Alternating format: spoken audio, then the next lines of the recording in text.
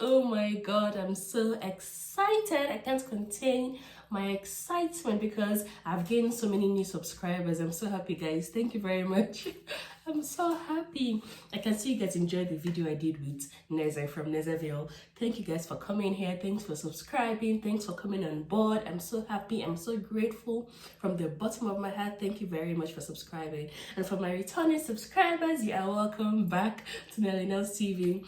As you already know, my name is Lydia. I'm a Nigerian YouTuber based in Calgary, Canada. And on my channel, I talk about everything. Okay, I talk about everything. I talk about immigration. I talk about lifestyle, travel, recipe. You know, I do some recipe videos as well. I talk about everything and anything. And guys, I want this channel to be very interactive. Please talk to me. Please send me a comment or please send me an email. Please tell me what you want to discuss in my videos. And if you have any idea that you want me to talk about, please tell me, and for sure I'll do that in my next video. Okay, so please be as interactive as you can be, because I really want to make sure that I'm giving you guys what you want me to give you. So please leave a comment. If the comment is too sensitive and you don't talk about it on a public platform like YouTube, please send me an email. I have my email in the description box in this video. And if you're yet to subscribe to my channel, please click on the red button, the subscribe button on the bottom right hand corner of this video, guys. Thank you so much. Thank you.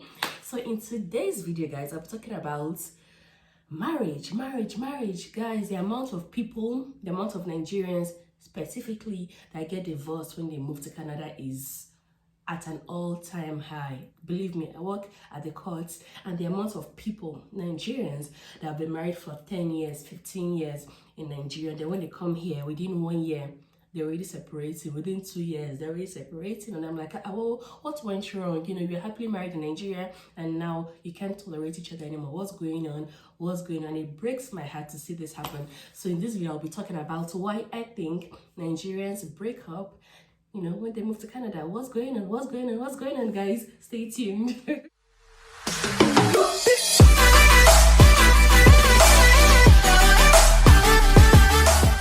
Alright, so the main mistake a lot of immigrants make, the number one mistake a lot of immigrants make in terms of immigration to Canada is a failure to plan, a failure to have a concise plan. Believe me, talking about your intentions to go to Canada with your spouse is different, completely different from having a plan. You guys, people are not planning. They just, resign from their jobs, pull their kids out of school, sell all their property, wave their family and friends goodbye, and they just start running to Canada.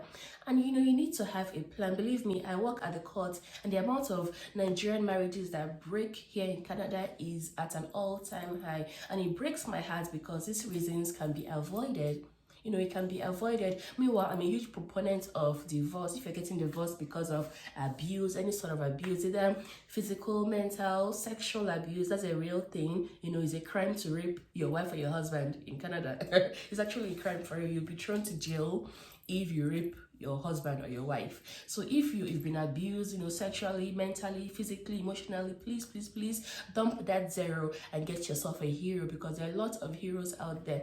Don't start settling down for somebody that is very abusive towards you. But I'm just saying that here in Canada, people get divorced, get their marriages annulled, people get separated because they just can't get along. And I feel that the main reason is a failure to plan.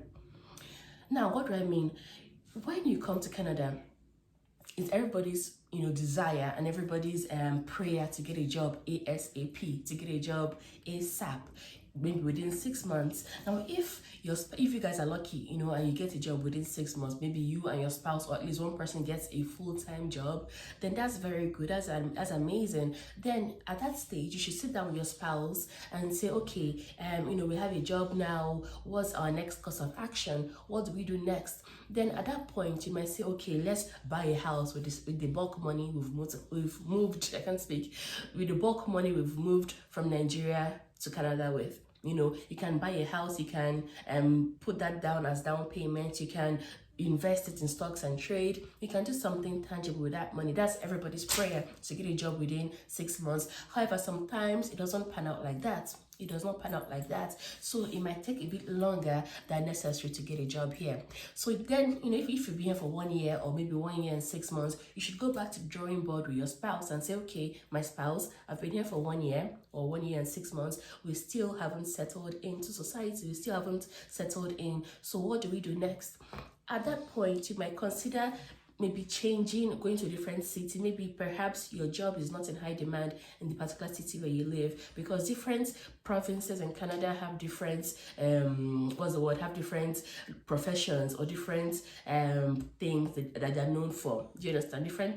There are 10, I can't speak, I'm so tired. There are 10 provinces and 3 territories in Canada. So each of these places have different jobs or different professions that thrives more in each place.